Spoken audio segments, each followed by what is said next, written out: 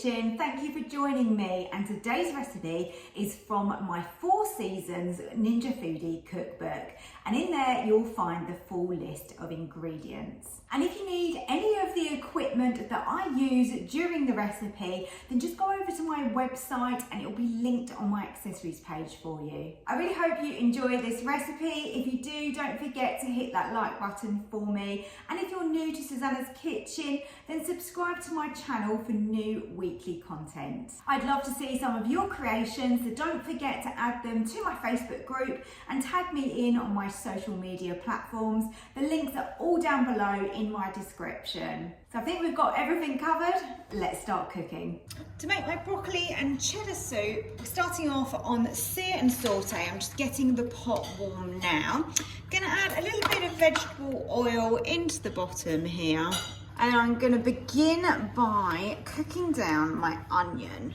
So let's get the onion in. I've diced everything and I've prepared everything in advance. So this is my onion. We've also got going into here leek and celery, but they will come at a slightly later stage. Just cook the onion on a medium heat, so be a little bit patient with it and just allow it to soften down. Now I'm adding in my leek and also my celery. Got a small knob of butter going in with those. And then I've got a medium potato which I've diced up.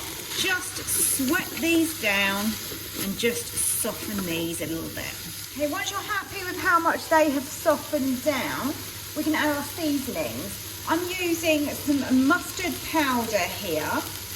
I think that complements the cheese part of this soup so well. So just a little bit of that goes in. And then I love the smokiness of some smoked paprika in this soup as well.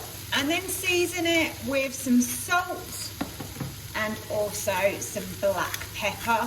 We can always add a bit more seasoning at the end once we can taste it to see if we've got the balance just right. So stir those flavours in. That looks lovely. And then into there, we're gonna add our stock. And of course, it's not broccoli soup without all of our broccoli. With making soup, I always think that it is best to have less stock than you might need and add extra at the end. And that way you don't get a soup that is too thin. So I know roughly what amount of liquid I'm gonna want, but I'm not gonna quite add it all. So there you go, that's enough for now. Let's just add that amount. I'm just gonna add that for now because that's plenty for us to be able to pressure cook this soup. So I'm gonna get the lid down. Make sure your pressure valve is on seal. And then we can head over to the pressure cook on this side. I'm gonna cook this on high. So I've now blended my soup so that is gorgeously smooth. Now I had some more stock, and so I've added a little bit more stock as it was quite thick. I've still got a tiny little bit left which I can add in. It's really personal taste to how thick you like your soup. But the next stage means that it's probably going to thicken up even more. So we've got our cheddar, and I'm using a really nice, extra mature, strong cheddar in this because you really want that flavour to come through. And whilst that's still warm, we can just stir that in. And I've given it a little taste, and for me, I would like more black pepper in this. So I'm going to put more black pepper in.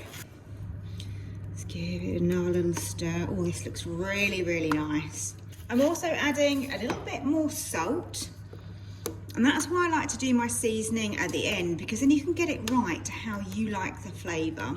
This is one of these recipes as well where you don't have to use cheddar if you've got something different that you want to use. Obviously broccoli and Stilton is a classic as well, so you could put Stilton into this. Let's give it a little taste, see where we're at. Oh, that's good now. I saved a little bit of the whole broccoli before I blitzed it up, just to top it with, because I think it just looks really nice. Added a little bit of extra cheddar, and I'm serving it with my homemade wholemeal bread. To purchase any of my cookbooks with delicious recipes just like this one, head over to my website, which is www.susannahskitchen.uk.